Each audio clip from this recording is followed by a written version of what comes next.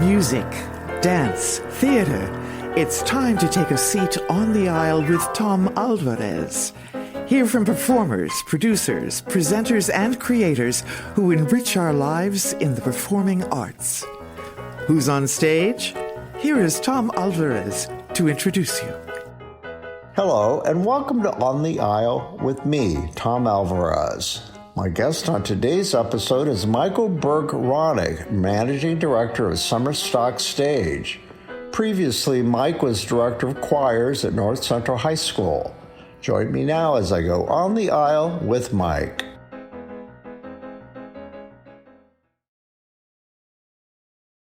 Welcome to my podcast, Mike. It's a delight to have you here. I'm glad to be here. So, I was excited to learn, and when was it that you were appointed Managing Director? Managing Director, Summer yes. Stock Stage and Eclipse. Yes. Okay, let's start out. Tell me when that happened. So I joined Summer Stock Stage at the beginning of 2024, but previous to this was the choir director at North Central High School. So I finished out the school year during 2024. So I was doing a little bit of double duty for the first half of the year and then full-time with Summer Stock starting in June of last year. Okay, well, we could talk about North Central's music program for an hour or longer because, I mean, its reputation precedes it, of course. And so that was your world for how long? I was there for 11 years. Wow. And so having observed from afar just the reputation, I know that it was, probably still is, one of the top show choirs in the country, or show choirs, I should say, right? Yeah, no, it is an incredible program. I was so lucky to be there for 11 great years. And yeah, they are still, just this past weekend, I know the choirs both had state finals for concert choir and both did really well. So tell me the names of the choirs. Yeah, there are several. Yeah, the top group is the Counterpoints, and then there's also the top women's group is the Descants. Those are the two that are kind of out there competing the most. But there's 10 choirs at North Central, and so there's a lot happening there. Well, you know, fans of Glee, the Ryan Murphy creation that was on television for 4 or 5 seasons. So people who follow that, there's a lot of press about the fact that it's based on his experience, Ryan's experience growing up in the area. And what was his school? And it was based with Carmel. Right. Well, I know in the first season, the bad guy choir is Carmel, but it's set in Ohio, so it's not actually, but they called it Carmel. And so that's kind of funny. I don't know which school he went to here, but anyway, he based on the show choir sort of culture.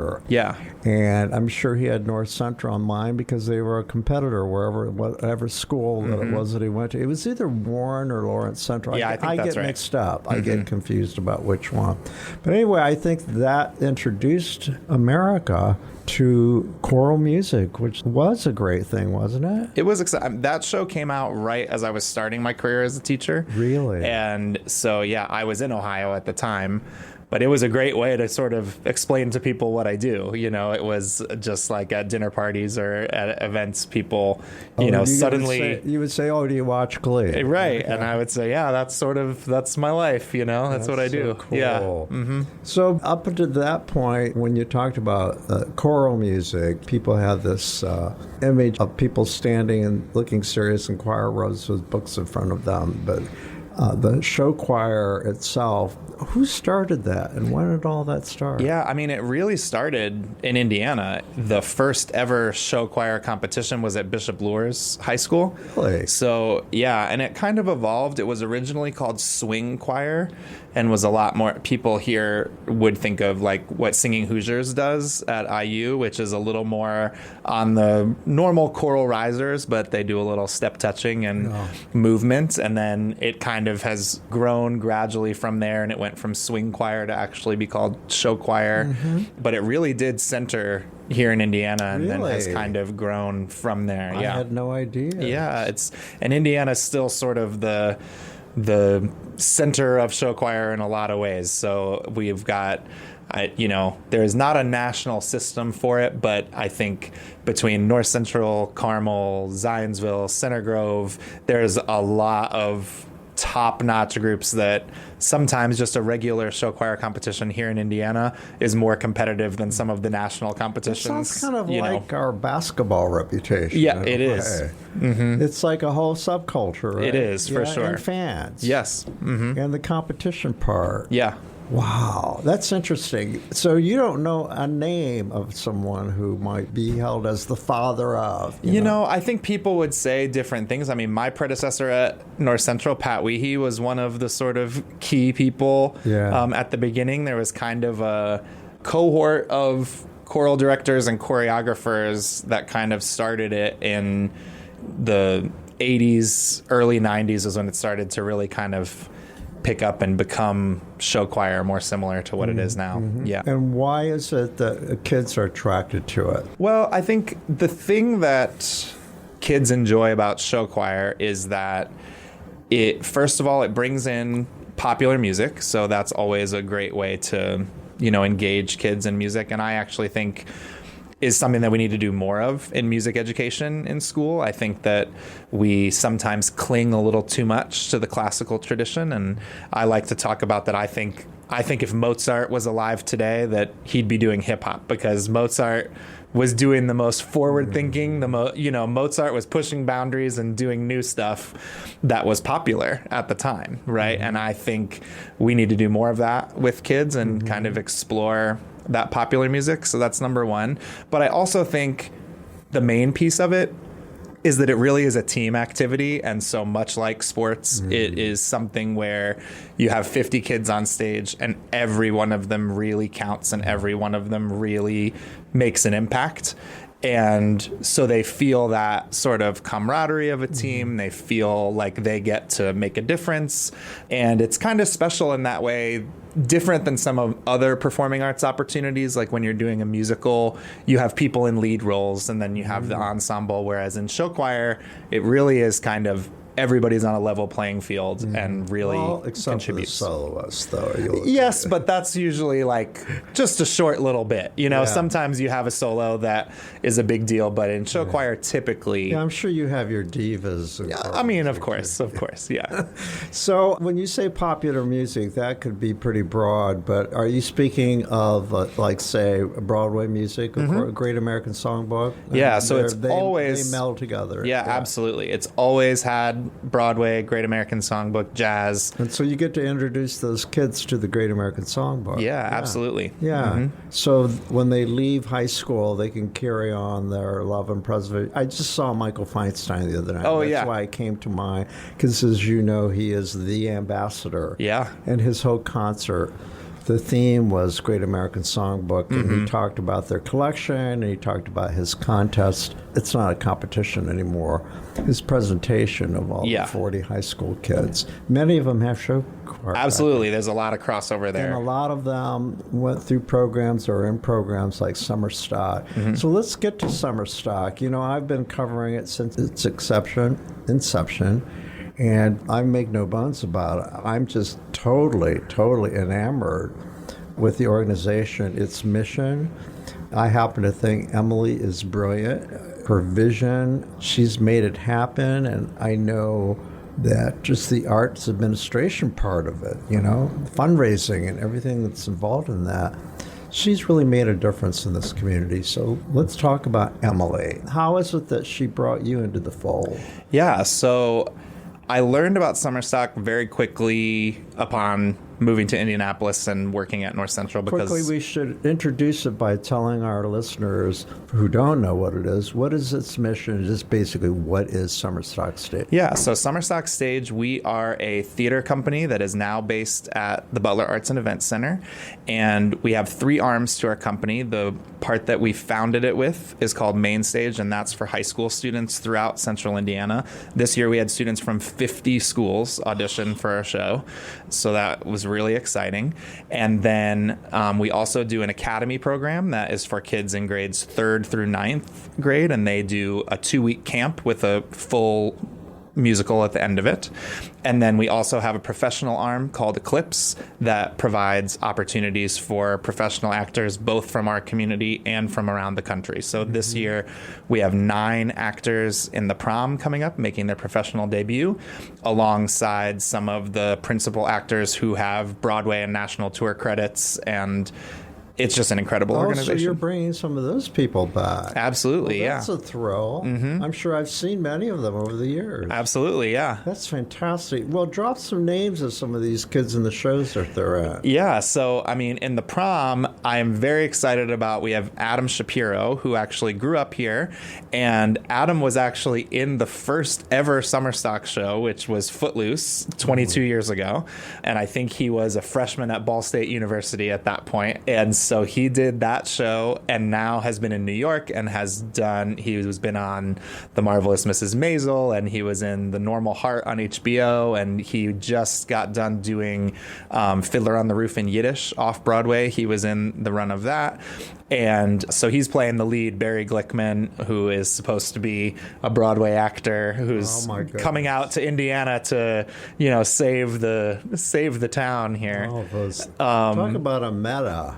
Yeah, but it's very fun for him, who started here and did summer stock when he was a kid, and now he's a poster boy for the organization. Absolutely. I mean, it's everything we want to have happen. So yeah, it's fun that he's back and doing it. And then we also have the other adult lead is Lenine Charters, who has worked in Indianapolis a couple of times at Beef and Boards and a few other places, but she was in Mamma Mia on Broadway and has several national tour credits as well. And so they are both really incredible, and it's very fun because we also have these 9 young people who are working professionally for the first time. Some of them are sort of in their first year at college or just a little bit older, and we've only been in rehearsals for less than a week, but they are already learning so much from each other. It opens May 30th. Okay, May 30th. Okay. How can people get tickets? They can get tickets online at summerstockstage.com or at the box office at Clues Hall, because the show is going to be in the Schrott Center for the Arts right next door to Clues. Okay, so let's talk about that. Previously, you've been at the Phoenix Theater. Before that, you were at Park Tudor. That's where I saw many of the shows over the years. Yes. Both great venues, of course, and they both get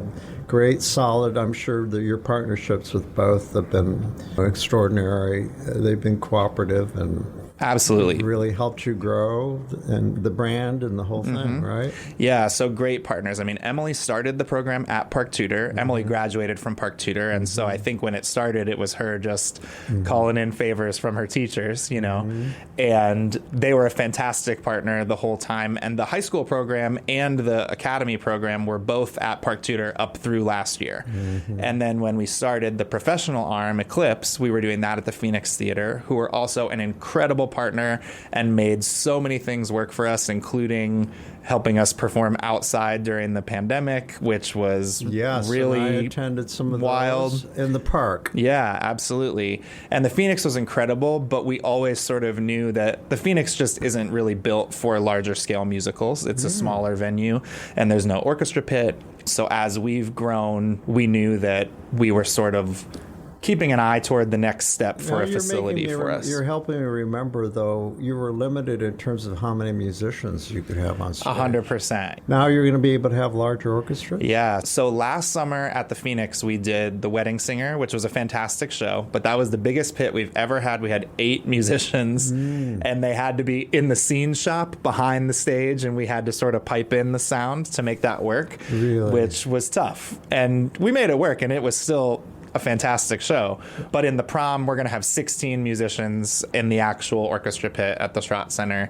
And not only that, but we also have 23 actors on stage in the prom, which is also the biggest show we've ever done. I just saw the KDO concert, and they had 9 musicians in a chorus on the floor. That is your pit. Yeah. Yes. And it worked quite well. Yes. Yeah. Yeah, well, and that pit actually goes all the way to the basement level, it does? Yeah, that they don't use it that way almost ever. That. But we will have it at the basement level. Are you going to rise summer. dramatically? We are not going to rise dramatically, but we are going to have a whole lot of fun down there. So what do you like about the Schrott as a physical space? So, I mean, first of all, it's just a beautiful space. How many seats? It's 435 when we don't have seats in the orchestra pit. Good medium size. So, yeah, it's a great size. It's very similar to the size of Park Tudor where we had been, and obviously much bigger than the Phoenix. So the first thing that's exciting is that we just have the opportunity to get more people to our shows.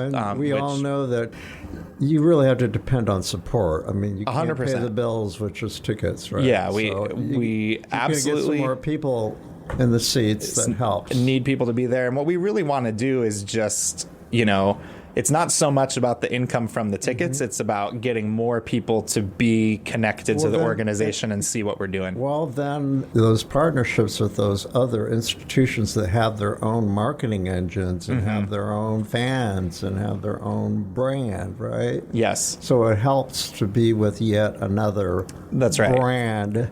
That is huge. And the Butler Arts and Events Center has just been an incredible partner. We started this partnership in January of this year, and their whole marketing team that markets everything that comes into Clues is also marketing our stuff, which is so exciting. I get that, yeah. And they are just supporting us in all kinds of ways. And then, of course, you bring your brand to them and possibly new traffic. And well, and it's the educational thing too. 100%. It's been sort of a magical partnership for both of us, because I think if you've seen, Butler is working on the Gateway project, which is all about building Midtown Indianapolis into a gateway to the rest of the city. Sure. And part of that is creating a Midtown Arts District. And that's actually what this partnership was born of, that we saw their press release about the Midtown Arts District, and Emily and I had a meeting over there and said, hey, how can we partner?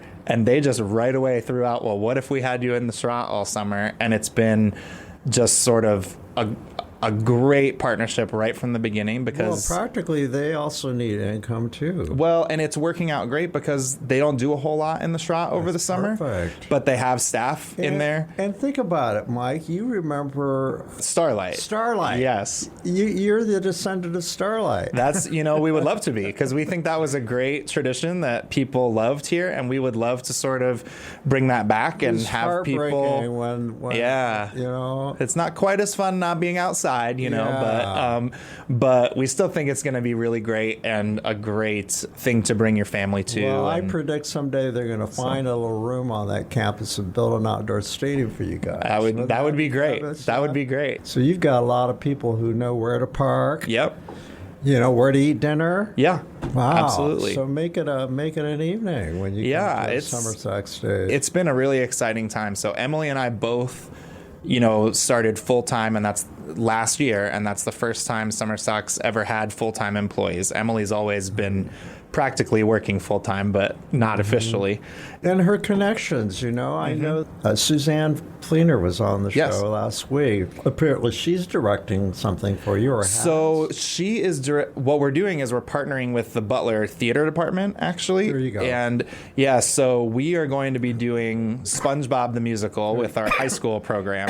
Yes. Yeah, we're doing that this summer. Directing that. And Suzanne's not directing our production, but she's going to direct the production with Butler Theater. Oh, I get it. And so, so we had, before this came about, we already had directors lined up. So, but Suzanne, we've kind of brought Suzanne in on the process, and so we're partnering with Butler Theater, and they're going to use Diane our... Timmerman was part of all of this, right? Absolutely. She's right in the middle of it. I've got to get her on this show, because there's that program, it's always been very special. 100%. Under her leadership, I could see how she does a great fit job into her vision, how you can all work together. She's been a great support in making it happen. When you're talking about education, and we were talking about Summer Sack Season, it seems to me the organization, how long has it been? How old is it? This is the 23rd season this summer. So that would say to me there are at least, a couple generations students who matriculated. Yeah, I mean, there's a lot of people that have gone through and we currently have Morgan Anita Wood is currently playing Eliza in Hamilton on Broadway,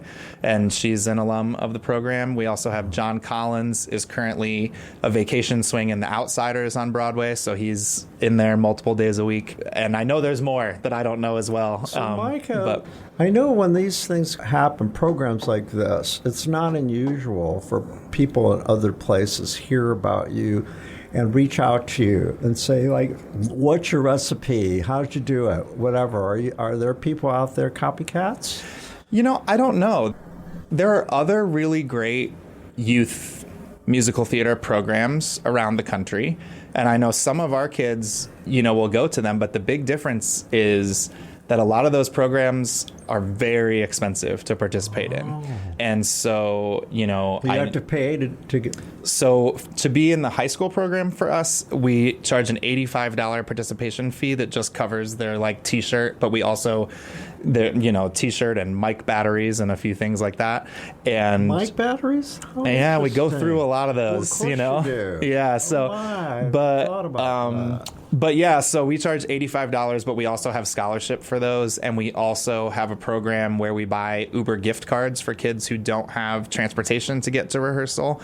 Wow, that's cool. So yeah, so I think the thing that really sets us apart, that I am sure there are other programs somewhere in the country, but I'm not really aware of one that has the real diversity that we have. So we do have kids in our program who are from areas of town and schools that don't really have a lot of resources and don't really have a lot of performing arts programs. Like and public high schools in the inner city. 100%. Yeah. So we have kids from the IPS high schools and from some of the less resourced suburbs that are singing and dancing right alongside the kids from Carmel, Zionsville, and everywhere else. Yeah. So those kids from the 50 schools, I always heard the number like 19 or 20, but now you're at 50. Tom, they're coming Does from... that come from all over the state now? Yes, we have kids coming from Lafayette, from Kokomo, from...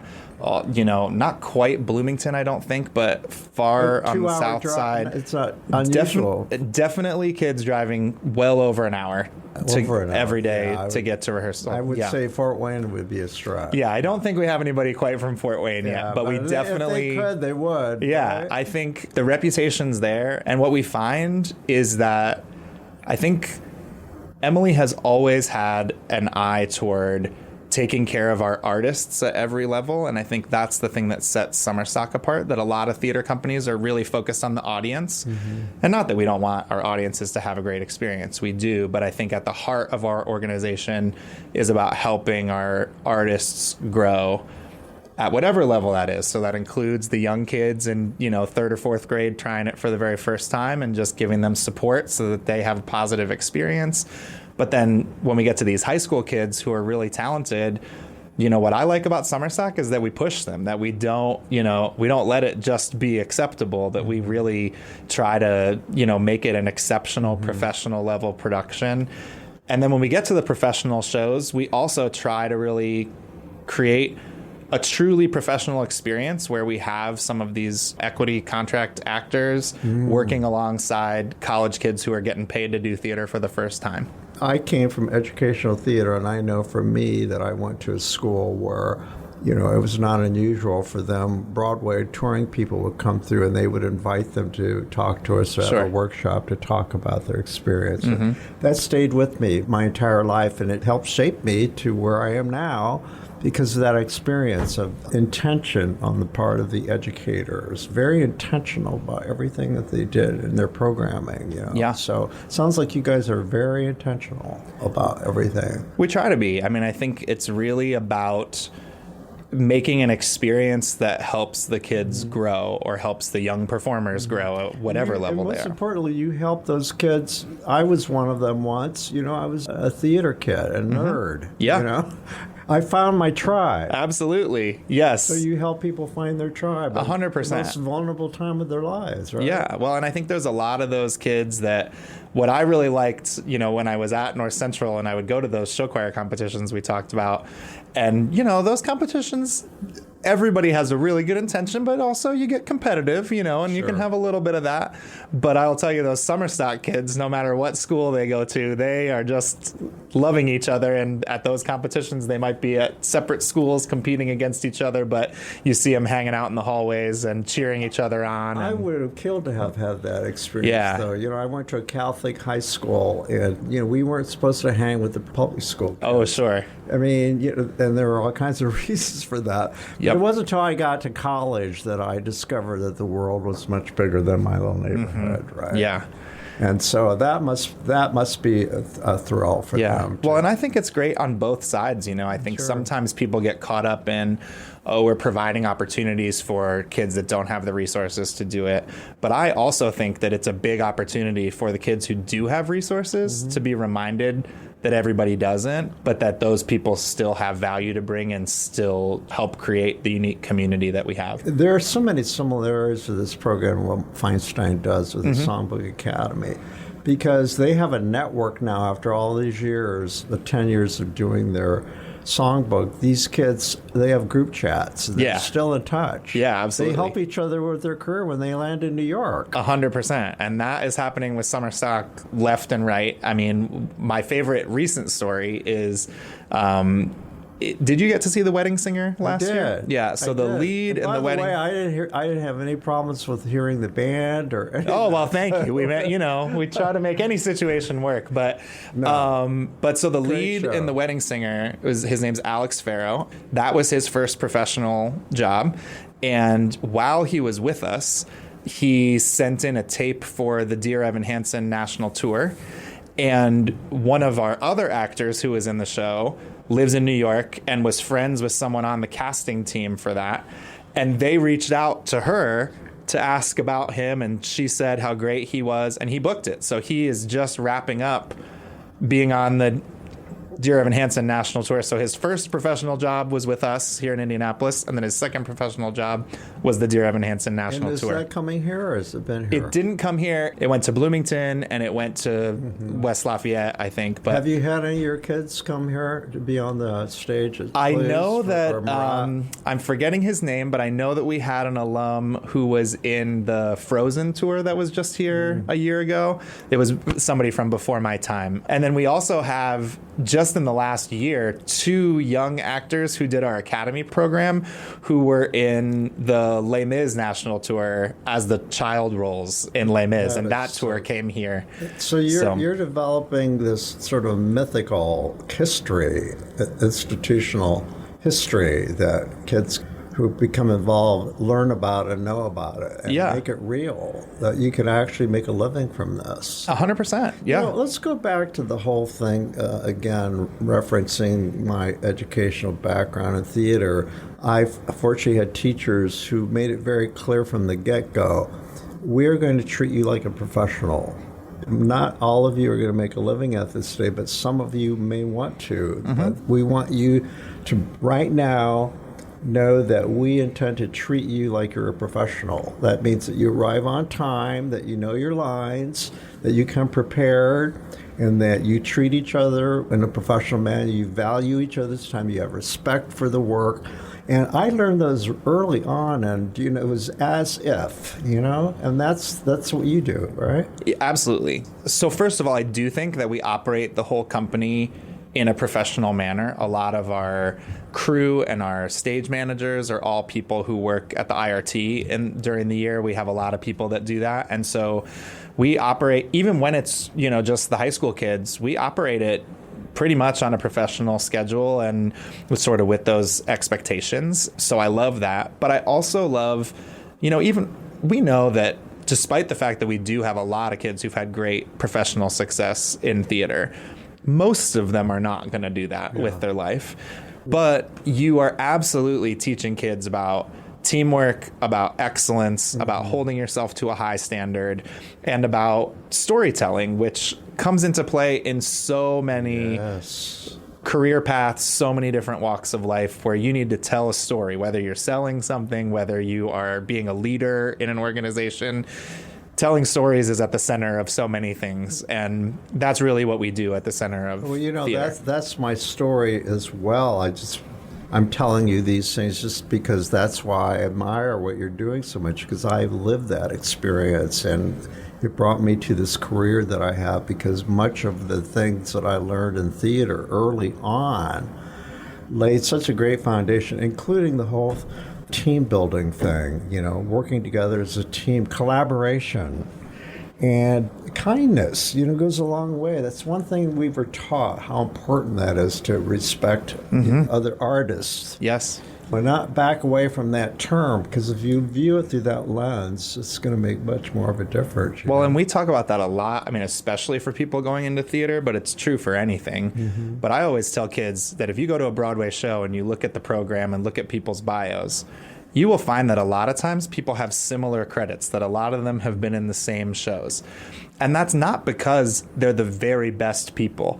It's because they like working with those people. Yeah. That the people on Broadway are not the very best. Yeah. They're very good. They're, above a threshold of good for sure. But then once you're above that threshold, it's about being someone that people like to work with, that they can trust to be on time, that they can trust to be prepared, and that you're just, fun to be around. That's who they want to work with. And that's true in any industry. Sure. I mean, you don't necessarily have to be the best. There's a commercial on television right now. If you've seen it, hire a theater kid. Oh, I haven't seen it. Have you seen that? No. Oh, it's very cool. Yeah. I don't know what the product is they're selling, but the point is they show B-roll of kids, working as baristas, sure, if you will, or whatever. But if you want to get something done, hire a theater kid, because they're trained. And theater kid, what does that mean? It's broad, but people who work backstage, it's not like them. 100%. Or anybody who has been in a culture where it's taken seriously like that. You learn all these skills that you can use for the rest of your career, right? Yeah, absolutely. Yeah. I find that I'm prone to also recommend kids who come from the arts in general, just because of their dedication. Yeah. It's so important to them. So tell me about, are you still doing music directing, though, on the side for the organization? You do two hats? Yes. So I do sort of have two hats. So I'm currently music directing the first production of The Prom this year. And then I also am working as our music supervisor. So sort of working in conjunction with the music directors of each show to make sure they have what they need, and I'm hiring the pit musicians and all that sort of stuff. Tell me what a music director is. You glossed over it, but tell me. So when you're producing a musical, you kind of have three primary people leading the creative team. You have the director, who's in charge of the big picture, and at the end of the day, they're really in charge of everything. But their day-to-day job is about telling people where to stand, talking to people about how they deliver their lines, and coming up with sort of the overall vision for the show. Then you have a choreographer who's in charge of all the dancing, and so they create the dancing for the show. And then you have a music director who's in charge of all the music. So my job as music director is in the early part of the rehearsal process to work with all the singers and just teach the notes and make sure everybody knows what they're supposed to be singing when, and that it sounds good, and helping them work on that. And then as we get later into the process, I will actually conduct the show and play the piano in the pit, and so work with the pit musicians to also make that part of the show, match what we've been doing. And how do you find your musicians? I would say almost all of the musicians that we use for Summer Stock have been playing for Summer Stock since before I was involved in the organization. We have a great group of professional folks who have been doing it for years. Gig. Yeah, they do it every summer. Calendar. They block off. Yeah, so we have a lot of them are teachers who work during the school year and then play for us in the summer. But we also I've had some great former students from North Central who have majored in music in their instruments and have played in our pits as well. Around town, like I just heard with Michael the other night, the Indianapolis Chamber Orchestra. Yeah. There's the Carmel Symphony. There are a lot of orchestras around town that aren't like the ISO. Yes. It's a different situation. Yes. As long as I've been covering, of course, I'm fully aware that people just have no awareness of the talent pool we have of musicians. We have a lot of incredible talent throughout this city. Playing in all those ensembles you mentioned, playing in the pit for us. I know there's some incredible musicians who play. And when big stars come to town, they need pickup people. Like Michael made reference. He gave a shout out to some people in the pit. That he loves working with when he comes to town. We have a lot of musicians here. Cabarets. 100%. Yeah, they need a musician, Marilyn May or someone like that. They're local contacts. There are a lot of people in town doing a lot more high-level work than you realize, because we also have some really significant recording studios here in Indy, and so there's a lot of session musicians who play at those studios. Safe to say, a music scene, there's the performers, but I'm talking about musicians, available musicians. So they can make a living here. I think so. Yeah. I mean, you got to work at it. It's not, we're not New York City where there's, things happening everywhere you look, but there's a lot more than I think people realize. I've been interviewing musicians on this podcast, which meant that the algorithm at Facebook is sending me all these musicians. Cellists and flutists, and you name it. I'm getting conductors now. So, I mean, they figured out that, So anyway, it's wonderful. It's just wonderful, the community to... we have a performance scene that's only growing, and you guys are feeding it. Absolutely. I mean, that's our goal, is to just continue to grow and be at the center of the arts scene here in Indianapolis. Okay, let's talk about Eclipse. How did Eclipse come about? So Eclipse started because Emily was realizing she had this incredible high school program. These kids were going off to college, and then they just wouldn't really come back here because we don't have a lot of professional musical theater opportunities here in Indy. We have Beef and Boards, and that's about it. IRT's doing one musical Now they are. Yes, IRT has started doing it, which I love. Thanks to Ben Hanna. Yeah, absolutely. I'm glad they're doing that. But at the time, that was kind of it. And Beef and Boards is a high-level equity theater, and that's not a place where kids can necessarily break in always. And so Emily started it really as something for our alumni almost exclusively. And so the first few shows that she did were targeted toward that younger sort of college age group. But it's grown over the years to now in the prom, we have 4 equity actors, including Ryan Artsberger's in it, who is the artistic director of Indy Shakes. Yeah, as well as some of the folks I mentioned earlier. I saw him at the Phoenix that he was directing Gender Play. Oh, yeah. And he's going to be on this podcast. Yeah, well, you can ask him about it. He's doing a great job. So, it's grown to the point where we now... I said we had kids from 50 schools audition for the high school program. We did online video submissions for Eclipse this year. We had over 500 submissions from 37 states.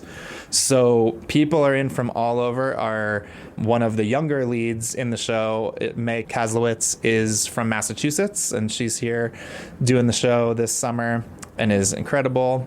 Where do you put people up like that? So we have Butler has been a great partnership. So we have some people in some apartments at Butler. We also have a group of ambassadors who support our program. And so we have a couple of people staying in like carriage houses or, Very cool. extra spaces that people have that are here for a bit. Yeah. So they get a really great experience when they come to town to work. Absolutely. Yeah, that's part of what we pride ourselves on. And I think that is why Eclipse has grown to have this many submissions, is that the people who have come into town to work with us have had a great time. As we touched upon earlier, ticket sales, they only account for just a fraction. Usually I hear, 30 to 40% at most. But in your case, you're just like everybody else. You depend on corporate donors, individual donors. You depend on sponsorships and whatever. But how has the fundraising been for you all? So our fundraising has been going great over the last year or so. We were lucky to be awarded a big capital grant from the Alan Whitehill Clues Charitable Foundation that has sort of helped us to fuel our growth as we've made this Butler partnership. Did you get a Crystal DeHaan gift? We did, yes. Right. So that was the thing that made the organization take the leap to have full-time staff. Yay. Was the gift from Crystal. Crystal must have seen you at some point. Yes, so she was a regular, her foundation was a regular donor to Summer Stock Stage over the years. And so, when she passed away, we were one of the recipients of the endowment from her. And so that was the thing that made them take the leap and say, we're going to try and do, full-time staff. And so that helped us sort of hit the ground running And then since Emily and I have been full-time, we've also really seen a lot of individual donor support and foundation support. Now that you've got the managing director title, I'm sure that you're more directly involved in fundraising, are you not? I bet you and Emily make a great team when you go out there for solicitation. We do, yes. Well, Emily can be friends with anybody, I think you know her, and so she does a great job with that. You team tag each other, right? Yeah, absolutely. Yeah, we love to work together. On the other end, and then, you jump in, right? 100. Well, we talk about a lot that I think the reason we make a great team is because we both really believe in what we do. That we don't. It's that passion factor. 100%. And I find it when I'm writing grants too. Sometimes people say, "Oh, writing grants is hard," and it's a lot of work. But I never find it hard because I see the questions that they're asking me, and I think, of course not. We're doing exactly that. I don't need to make something up to answer this question. The advantage you have if you're an artist and you're also on the business side or even the artistic side, and you overlap, you and Emily overlap, right? And some of the best arts organizations in town are run by people where you've got a strong team. Yes. It sounds like you probably have a really great board president, too. You want to shout them out? Yeah. So our current board president is Jessica Reckamp, who was our board president a while ago and now is back for round 2. And she does a great job leading our board, and our whole board has really been awesome as we have sort of had this exponential growth over the last year or so. Can you drop a couple of those names? So, Brendan Hudson was our previous president and sort of was involved in getting us to be full-time. And then we also have a whole lot of people. Joe Hale, who runs the Speedway Museum. Show talking about the museum. Yeah, so he's on our board, and he's great. He's leaving. Someone else is probably going to snag him. Yes. I'm hoping he'll still be, in town a fair amount. Oh, my goodness. No wonder. All that you got. Yeah, but he's a great support. And then Lauren Stragardis is our vice president, and she's awesome. And Jessica Cooper's our treasurer. I mean, I can go on. They're all great. Yeah. Now you just remind. Yeah, Joe really bragged on you guys when he was on the show. Yeah. Well, we so appreciate his support, and he's been a great sort of sounding board as we've grown, and so the board's doing a great job. We've been through a big transition, because even just before COVID, just like 5 or 6 years ago, we really needed a working board who was on the ground and just getting their friends to come to shows. And now we're getting to a point where we're really moving to a more governing board structure and we're thinking big picture about, who we want to be. I'm sure you've been doing this long enough that you've been able to identify the right skill set for these people too, right? Yes. Mm-hmm. Yeah. And so you got accountants, lawyers, media people, blah, blah, blah. All those things. Yeah, absolutely. Mm-hmm. So what does it mean to your career at this point to now have this administrative role in terms of the trajectory of your career? Well, it's been really great. I mean, I think I had a really interesting career path because I got the job at North Central. I was about 27 years old when I started there. And in a lot of ways, I thought that was my dream job. I didn't really know where to go from there because it's such an incredible program. And it was. I mean, it was my dream job. It was incredible. I had a great 11 years there. But when this opportunity presented itself, I wasn't looking for a different job. It was just I heard that Summer Stock was doing this, and I've always been passionate about Summer Stock, and it seemed like a great opportunity. And, the things that I love about it are I am really passionate about the organization and what it's doing, for artists all over the city. And I love being able to sort of expand what I'm involved in that way. But to be honest, I also really appreciate that it's got a little bit more flexibility than teaching does. Of course. So especially, I have an 8-year-old daughter who I love a whole lot and like to spend time with her. And sometimes especially teaching at a big show choir and concert choir program has a lot of demands on your time. Yeah, weekends. Yeah, weekends absolutely. And evenings, right? And I've got demands on my time with Summer Stock as well here and there. But in this role, I get to sort of pick the times when I want to be really involved, like I am on the prom right now, when I'm there most of the time at the rehearsals. But then I get to sort of take a back seat and just be more of a support for the rest of the team that's working on things at other times. Yeah, I met your wife, Caro, and you guys were on the show. Yeah. And I asked you before we started here how we met. How did that all turn out? It turned out with a huge success. Tell our audience what we're talking about. Yeah, so my wife and I produced a production of Spring Awakening as a fundraiser for the Hoosier Abortion Fund, and that was in response to when Roe v. Wade went away from the Supreme Court. And so it's been, a difficult battle for that, but we thought it was really important. And Emily actually directed, and everybody involved donated their time. We did the final performance at the Cabaret, who was a great partner and also gave us the space at cost. And in the end, we raised right around $80,000 for the Hoosier Abortion Fund, which was a huge, it was way more than we even thought. We thought our reach goal was $50,000, and we blew it out of the water. So, Mike, was that a concert version of Spring Awakening? We sort of said it was going to be a concert version, but it ended up being pretty fully staged in the end. On that little stage? We did, with a little bit of choreography. They came out into the audience a couple of times. Yeah, it was a great show. Yeah. And so, back to your family, you have one son? One daughter. And tell me about her. Yeah, her name's Ruth. She's 8 years old. She's in 3rd grade at Sycamore School, and she's a little performer herself. She loves to sing and dance and do all that. She's awesome. So when will she be eligible for summer stock? Well, she already has done the Academy program. So she did her first show 2 summers ago.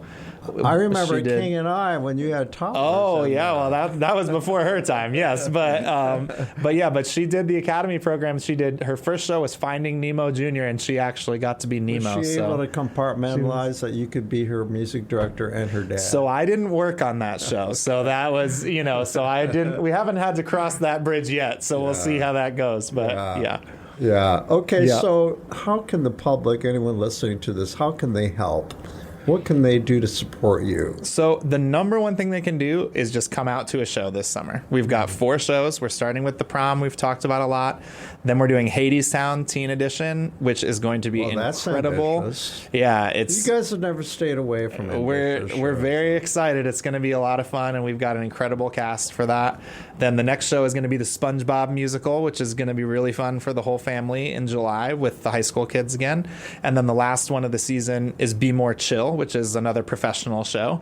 And that one's a little less well known, but I really recommend it. It's a lot of fun. What's it called? Be More Chill. I don't know that. So it's very fun. It's a group of high schoolers, and it centers on a sort of nerdy high school boy who discovers, his friend tells him about a pill he can take that has a nano computer inside it and will tell him how to be cool inside his head.